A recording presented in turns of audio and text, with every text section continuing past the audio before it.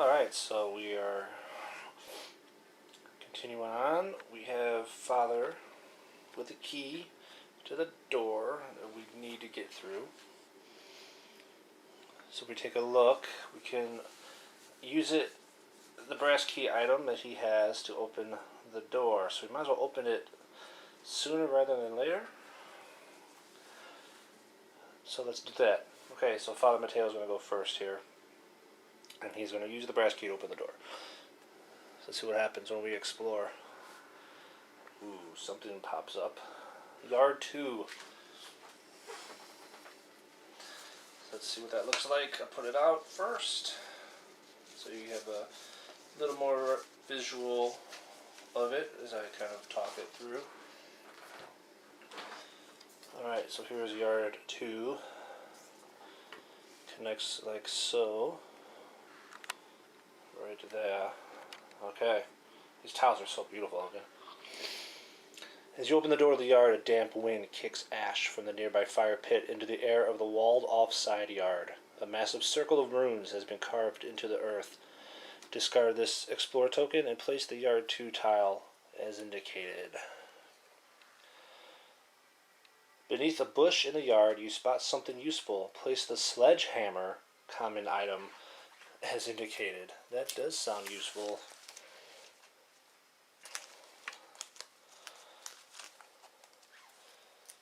Alright, so the sledgehammer, common item, 2 damage, heavy weapon. You can suffer 2 face down damage to convert all investigate to success while attacking. Wow, so you can take damage to do even more damage if you don't have clues, basically. Two robed figures stand across from each other over the ritual circle, chanting. The one nearest to you seems to be in some kind of trance and hardly acknowledges your approach. Spawn a cultist as indicated. So it's another cultist. Alright. Let's find the cultist. There we go. Alright, so we spawn a cultist. Now, this cultist, it's telling us to add this token to it because we have 2 cultists now. So they have about 5 of these marks. And what you do with these is you slide them on the back. Like so, on the back of the thing. They don't really stick very well though, actually, but whatever. So you put them on the back, so when the app instructs you to move a cultist, you know which one. It'll be the one with the red mark or the one without it for now, because we have 2 of the same monsters on the board. So that's pretty cool that it does that. The other figure lowers the hood of his robe and points at you with an ornate dagger. What are you doing on my property? You are meddling in things you do not understand, and you will die for it. Dang. Spawn a priest of Dagon as indicated. This is William Vanderbilt. Oh. The owner of the house is the cult dude.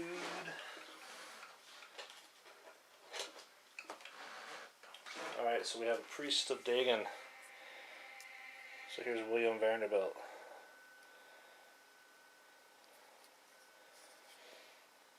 Dedicated to a monstrous divinity, the priest of Dagon celebrates the union of man and undersea monster. But I think he's not really a priest of Dagon as much as he's now William. And they're just using the model for him.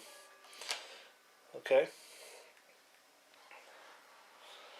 William Vanderbilt begins chanting a heinous incantation that causes reality to warp and shift. A terrible creature slips through the fabric of reality and into our world. Spawn a hunting horror as indicated. Uh-oh. So it looks like a hunting horror, which we fought earlier, is spawned in right here. Alright, shit's hitting the fan now. Oh my lord, elsewhere in the mansion, a second horrifying being breaches the barrier between worlds. Spawn a deep one as indicated. What? They is not messing around. Alright, so here's a deep one.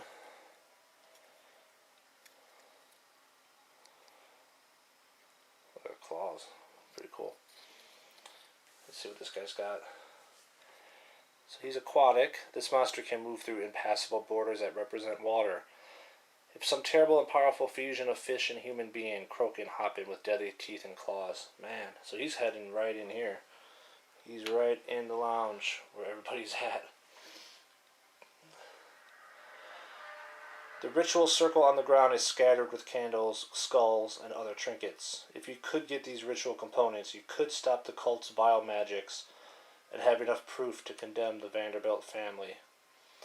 Place an interact token as indicated. Alright, so we have an interact. So the other side of the explore tokens are interact tokens. So you just flip it over, place that on this tile.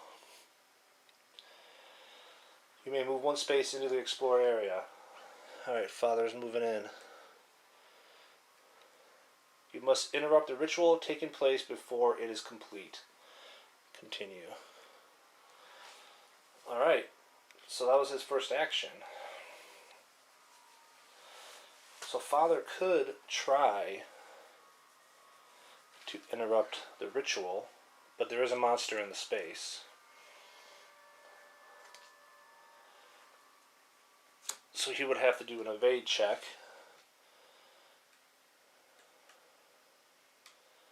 And then he could go for this.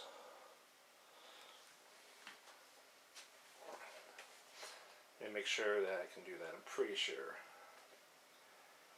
If an investigator in a monster space attempts to move out of the monster space voluntarily or performing any action other than the attack action or move action, he must resolve an evade check against the monster in his space. He does so by following these steps. Okay. So he can do it, but he has to do an evade check. So let's do that. He sees these candles and things here. He wants to try to get rid of it as quickly as possible. I have a bad feeling for him, though, if we don't kill some of these guys, but whatever. So first we have to do an evade check on the cultist with the red. Okay. Confirm. The cultist sweeps a cloak out in front of you. Observation 2. Alright. So Father has an observation of 2. That is not good. He's got one clue, though.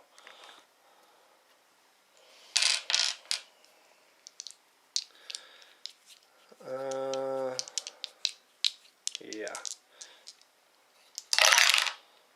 One success. So he fails. If you fail, you bat the cloak aside, but the blade awaits you as you step past. Suffer 2 face-down damage. Alright, so he can still do what he wants to do, but he took 2 face-down damage as he tried to evade to open up the to get past there. Alright, so it didn't make him end his actions or anything. So we're going to click on here and see what this token is. A ritual circle is carved into the ground and is scattered with components. You attempt to retrieve the ritual components, but a malign energy protects them. Disrupt the ritual. Using your gut and scraps of knowledge you've gathered, you attempt to remove the items without triggering the defensive magic. Lore. So test lore. You may discard any number of evidence to convert an equal number of investigation to success. Oh, so that's what the evidence is for. He has 1 evidence. So instead of using a clue, we can discard the evidence to trigger this and make the investigation dice success dice. So he has 4 lore and 1 clue and 1 evidence. Alright, let's do it. 3 success. No investigation though. So we'll type in 3 success here. You remove several items successfully, but you trip up, causing the magic to lash shot at you and burn your skin. Suffer 1 face down damage. Ouch. Father has taken 3 out of 6. So even though he succeeded, he did 3 successes on this thing, but obviously we need more to stop it. Alright, so he is done. I think stopping this ritual as quickly as possible is the key here.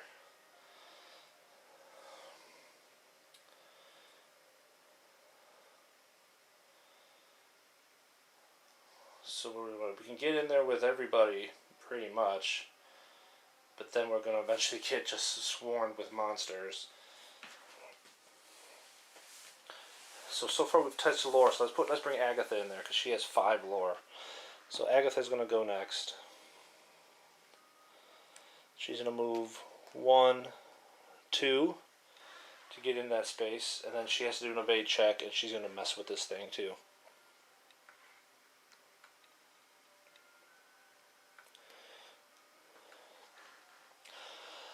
The cultist shouts a few words in a forbidden tongue as you turn away. Lore 2. Alright. So lore 2. She has 5 lore. She's got clues. She's trying to evade this guy.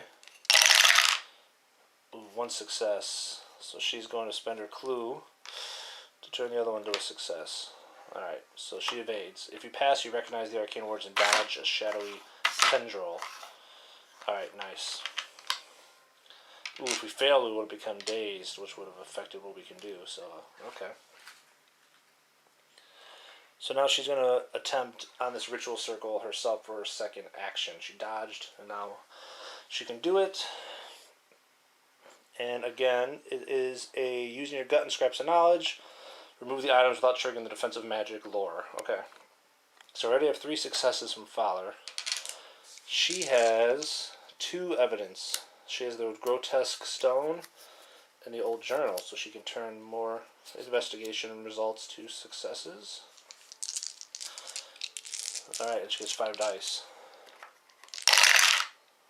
Oh, that is the worst roll humanly possible. Really? Oh, she can't really do anything about it either, can she? Nope. Ming's not there to give her a reroll. So she's going to turn in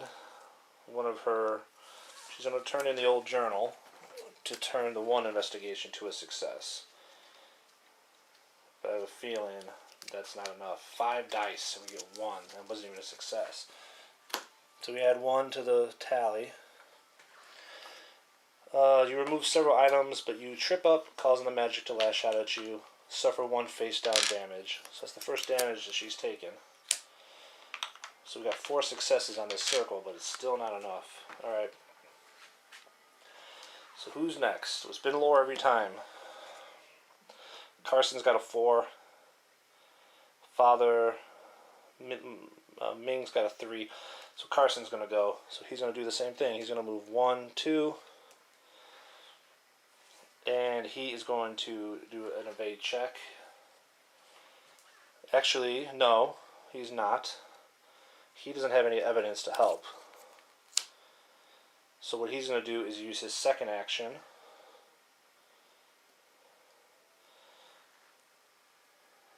Now, does he have to do an evade check if he does an action off his card? Okay, so it says if he attempts to do any action besides attack or movement, he has to do an evade check. So, I was going to have him do his action to give Agatha another action. So she can use her 5 lore and she still has a evidence. But that would mean he would have to do an evade check to do that, and then she would have to probably do an evade check to do her action, and then try to go there. Well, let's do it. Let's use their abilities. Let's do it. So he has to do an evade check.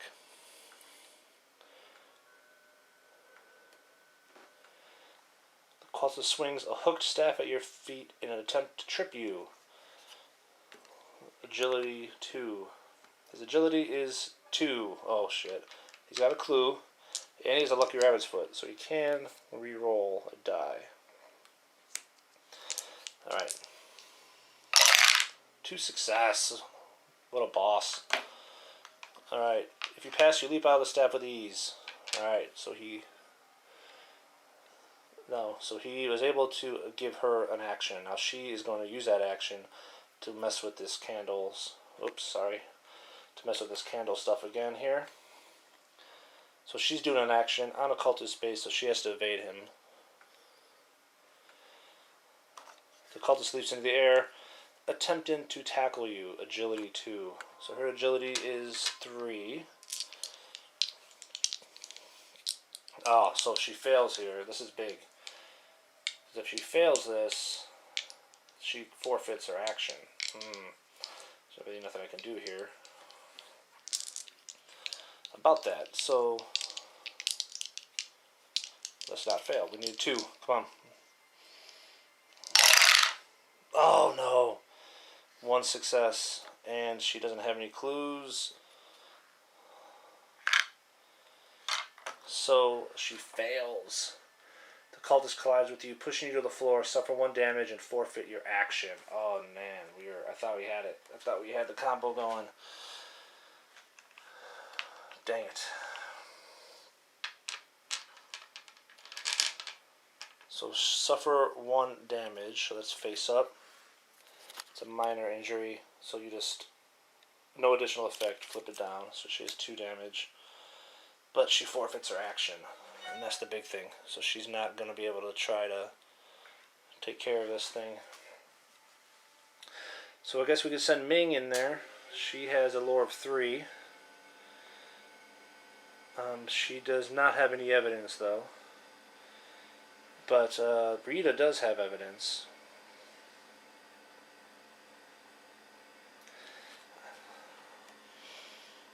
Rita's going to try to hold her. I think I was going to have Rita kind of sit here and try to block this way or something from these monsters. I don't know. Because there's a lot of stuff that's going to be coming in a second here. I'm trying to get this done first and then see what happens. But I don't know if I'm doing this the right way. You know what, she can. Alright, she can trade. Alright, so Rita's going to go 1. She's going to do a move action, 1. And then she's going to trade the circumstantial evidence to Ming. She's in her space as her trade action. You can do that. You can do another action in between your movement. And then she's going to move here to kind of defend this area from things. And then she's going to stop there. And then Ming is going to move 1, 2. And now that she has some evidence that can hopefully help her, she is going to attempt to do the candle thing. She has to evade the cultist, though. The shadow cultist shouts a few words in forbidden tongue as you turn away. Lore 2. So her lore is 3. She has a clue. Alright. 2 success, lore 2. Oh, she passed. She recognized the arcane words and dodged a shadowy tendril. Awesome. Ming. So now she's going to go after this token. Disrupt the ritual. Again. Using your gut and scraps of knowledge, you have gathered. You attempt to remove the items without triggering the defensive magic lore, which is 3. She has 1 evidence and a clue. Let's do it. Oh. 1 success. We need the evidences, man. We need the clues so we can use this evidence. We're not getting them. 1 success. Ooh, I think we got enough. We slowly got enough. Because we did not take damage, like it's been saying. Carefully performing each step, you remove the components from the ritual circle. Almost immediately, some of the malign energy seems to fade from the air around you. You have put an end to the cult's vile scheme. Gain the ritual component's unique item, then discard this interact token. Nice. So the ritual component's unique item.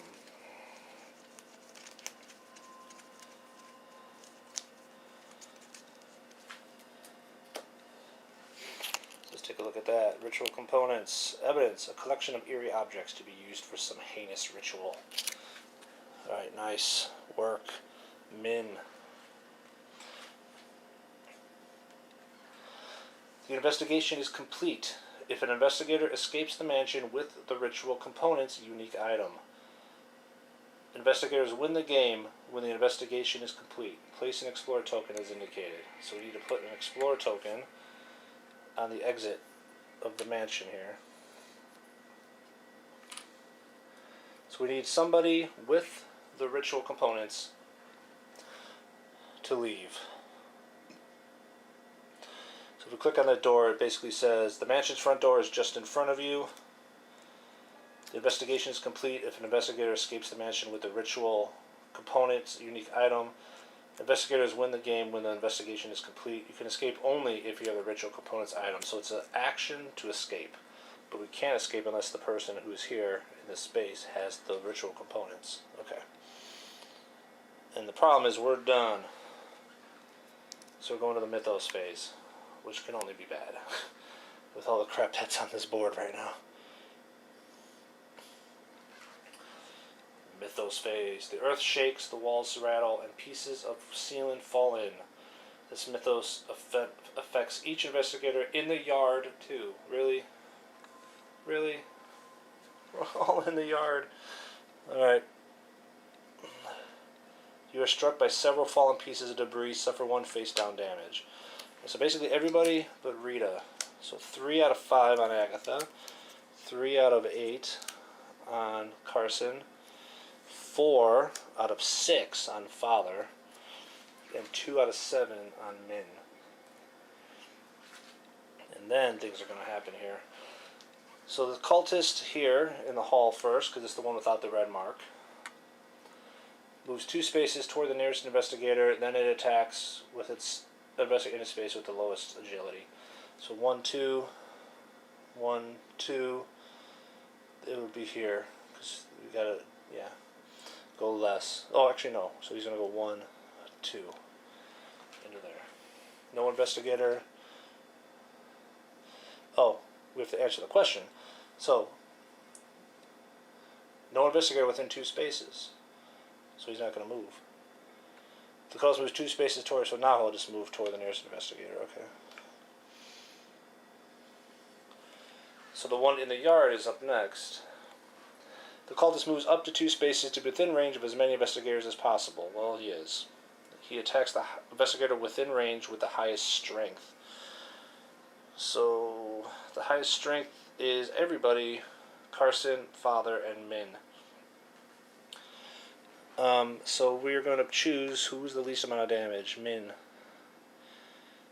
Yeah, so we'll choose Min to take this attack. Yeah.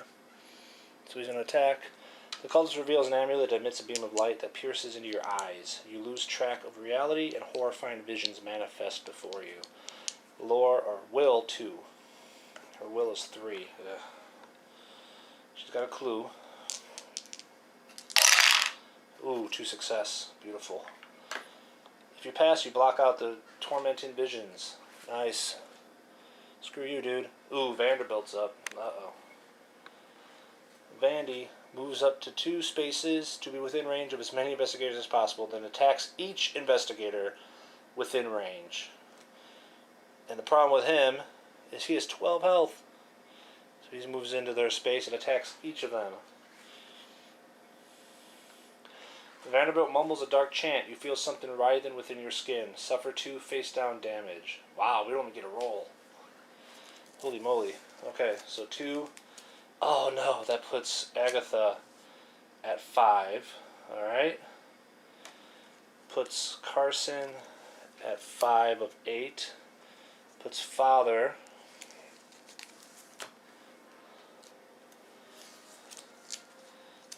puts Father at 6, which is his max, and puts Min at 4, so she's still okay.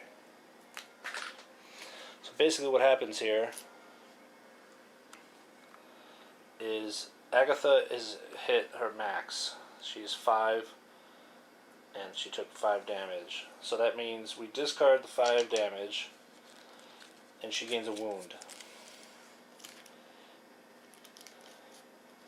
So if she takes 5 damage again, she dies, basically. if an investigator dies, you have one more round after an investigator dies to solve the case, basically, or to win. So once one dies or one goes completely insane, one more round for the rest of the game, and then it's over. So that's pretty crazy. If one guy gets screwed, it really affects everybody. So she's going to take a wounded card, and so is Father Mateo, because he is maxed out as well. So both of them have going to get wounded cards. So we mix these up. And there's 5 of them, because there's only 5 players. You can only have 1. Alright, so she gets... So there's no backs to them. So basically what these say is, you cannot perform the move action more than once each round. When you have suffered damage equal to your health, you are eliminated. Alright, so she gets 1, and Father gets 1. So they can only move once around. They can't move twice in one round, because they're wounded. So they can't move as fast. Which is not good, because we need to get out of here. So let's see what happens. I have an idea who's going to get this. I really need to have Rita with the items. So we're going to try to move someone in here. Min, give Rita the ritual components, and then have Rita move out, because she can move 3 spaces. That's kind of the plan, but we'll see what happens. So the hunted horror is up. He's right here. The hunted horror moves 3 spaces toward the investigator within range, who has suffered the least damage. So the only one within range is Rita. Then it attacks that investigator. So it moves toward that is within range who has suffered. Okay, so he's going to move into her space and attack. The creature bears you to the ground, its wings flapping wildly, and its claws and teeth tearing into your flesh. Suffer 3 damage, strength +1. Oh, wow. That's the first time I've seen a plus. So that means she gets actually 6 dice. 5 strength +1. 3 damage. Ugh. So she only gets 1 success. She does not have... But she doesn't have a clue, but she does have an Elder Ward, or 1 additional die while a monster is attacking you. So actually, she gets 7 dice. So she's going to roll 2 more. So far she has 1 success. She's going to roll 2 more. And get 1 more success. So that's 2 success. So she takes 1 damage, which is a broken leg. Oh no. She's not a runner. You fall as pain lances up your leg. When you try to stand, you fall all over again. Keep face up. If you move more than a single space as part of a move action, flip. 1 damage face up. Oh, it's the only damage we have. So right now, this isn't really that bad. If she gets another damage, it would be. If you move more than a single space as part of a move action. Yeah, so, okay. Maybe that won't affect her.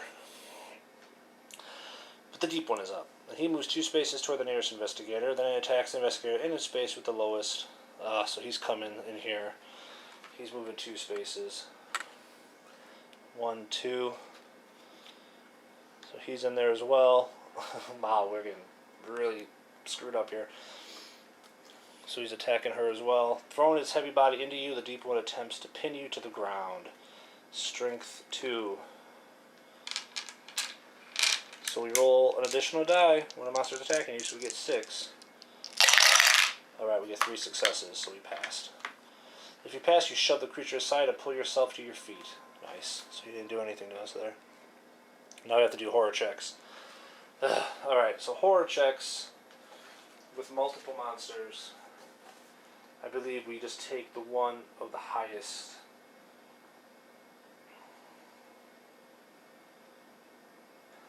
The investigator must resolve a horror check against only the monster within range with the highest horror rating. The blue value in the bottom right corner of the front of the monster token. If multiple monsters have the highest rate, he chooses one of them. Okay. So let's start with Rita. Hers will be the easiest. So the bottom blue is the horror rating. So 6 for the hunting horror and 4 for the deep one. So she has to do a hunting horror horror check. The creature's keening cry rises all around you. Suffer 3 face down horror. Will negates. So this isn't an attack. So the Elder Ward I don't think is going to work here. I believe attacking is only for the attack. It's not for a horror check. All right. I mean, it makes sense.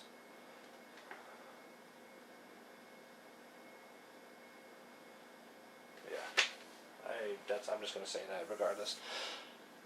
So will negates. So she has 4 will. And he's doing 3 face down horror. So we need a good roll here. 2 success. Alright. So we only take 1 face down horror. Okay. If you suffer 1 or more horror, it seems the haunted notes become physical things, binding you to the ground, become restrained. Oh my lord. If you suffer 1 or more. Oh. So she's restrained. Which means you cannot move voluntarily. At the end of your turn, discard this card. Oh, so she can't even move next turn. Oh man. Things are going bad. Getting from bad to worse. And then we have to do horror checks in here. So, the Priest of Dagon has the higher one, so these guys are all going to have to go against him. So 1 horror check for everybody. Vanderbilt exclaims the truth of a present and imminent horror. Suffer 3 face down horror. Will negates. Okay. So basically everybody but Rita will negates. So Agatha. 3. Nice. She passes. Carson has 3 will. He has a reroll. And he has the Holy Cross. 1 additional die when resolving a will test. So he gets 4. Gets a reroll. Oh my lord. Okay, so he's going to spend his clue to turn 1 over to a success. So he takes 2 face down horror. Alright, and then wounded, Father Mateo, 5 will.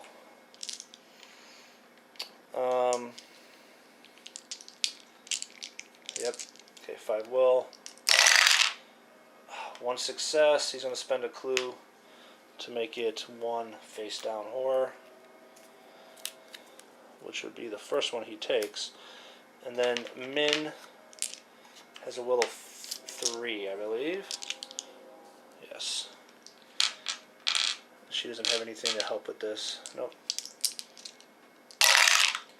And she completely whiffs. Oh, I'm sorry. I don't have the dice on there. Sorry. So, once per round, you or another investigator within range may reroll 1 die. Yeah, so this is the last thing of the round. So she's going to reroll 1 of these and fail. So she takes all 3 of the face down horror. Which puts her at 5. Yeah, 5. So she's at 5 horror and 5 wounds, I believe. But she has 7 and 7. Oh, 4 wounds, okay. So she's hanging in there. So that was nasty. That is nasty. We gotta get out of here. But of course, our girl who we want to try to leave can't move. So Ming is the one that's got to go. She's got to be the one because she has it. She can move. Try to move through these guys.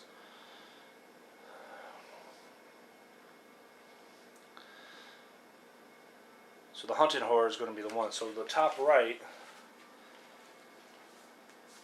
when doing an evade check, you only do an evade check against the higher one in the space. The green value in the top right. So she's going to try to run past these guys, like 1, 2, 3, 4 pretty much. She's going to try to get past these guys, but she has to do a will evade check against the higher one, so it's the top right. So the hunting horror's got a 5, and the deep one's got a 3. So the hunting horror will be the one she has to do the evade check. She's got to try. I don't know what anything else to do about it. This is a new round, so she does get a reroll. problem is she's really hurting.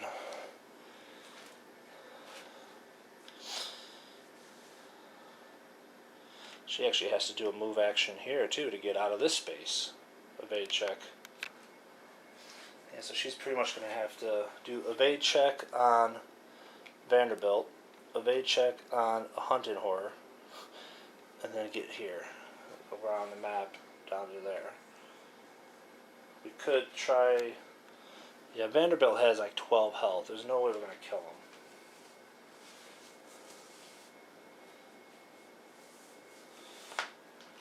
He has... Oh, we're done. So we got to move to the end of the mythos phase, actually. See if anything pops up before we do this.